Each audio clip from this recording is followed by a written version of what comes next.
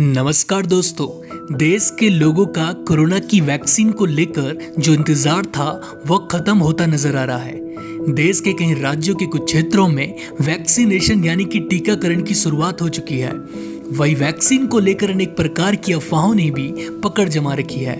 इन अफवाहों में कितना सच है ये आज हम आपको बताएंगे। पहले जान लेते हैं कि वैक्सीन क्या होती है।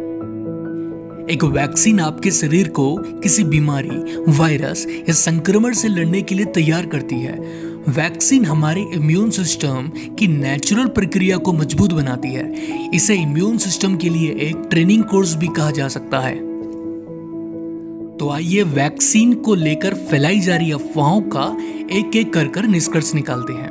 तो पहली अफवाह यह है, यदि आपको वैक्सीन लग जाती है तो आपको फिर कभी मास्क पहनने की जरूरत नहीं है। देखिए, वैक्सीन लगाने के बाद दोबारा कोरोना होना संभव है, तो आप इन बातों पे ध्यान ना दें। दूसरी जो अफवाह फैलाई जा रही है कि हर्ड इम्यूनिटी प्राप्त अगर कर दी जाए तो कोरोना का संक्रमण खत्म हो जाएगा।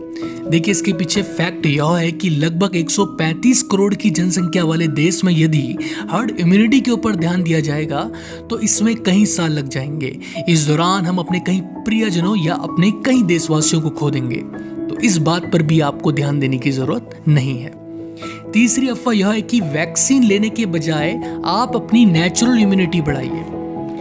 देखिए, यह तर्क इसलिए गलत है क्योंकि हर किसी के शरीर की इम्यूनिटी अलग अलग होती है। तो जानबूझकर जोखिम उठाने के बजाय वैक्सीन को लेना बेहतर होगा। अगली अफवाह यह है कि कोरोना की वैक्सीन से बांझपन यानी कि इनफर्टिलिटी हो जाएगी। देखिए, ऐसा कोई भी वैज्ञानिक सबूत नहीं है जिससे यह प्रूफ हो जाए कि वैक्सीन और इनफर्टिलिटी का आपस में कोई संबंध है।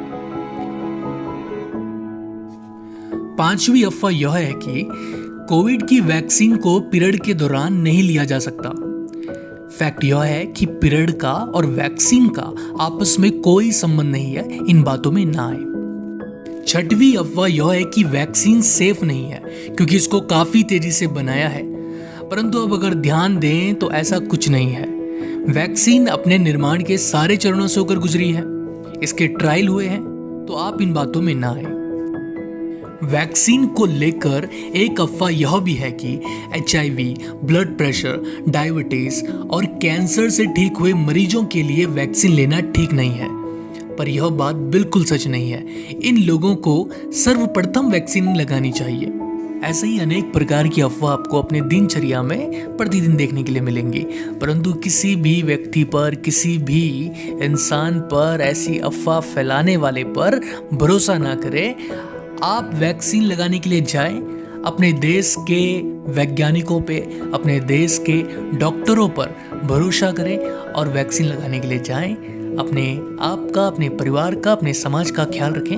अगर आपको लगता है कि इस वीडियो से आपको कुछ जानकारी मिली है तो आप इस वीडियो को अपने परिवार वालों के साथ, अपने दोस्तों के साथ और अपने जान पहचान के लोगों के साथ जरूर शेयर करें और हमारे चैनल द लेशअप एजुकेशन को जरूर सब्सक्राइब करें। धन्यवाद।